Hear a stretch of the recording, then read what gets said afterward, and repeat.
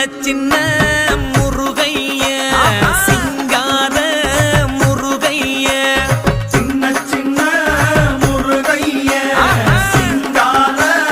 முருகைய கொஞ்சி கொஞ்சி தமிழ் பேசும் செந்தில் வடிவேலனவ கொஞ்சி கொஞ்சி தமிழ் பேசும் செந்தில் வடிவேலனவ சின்ன சின்ன முருகைய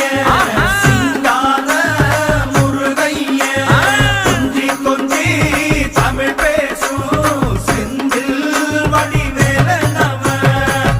சுப்பிரமணிய சாமி என்பார், கார்த்திகேயன் என்பார், சுவாமிநாதன் என்பார்,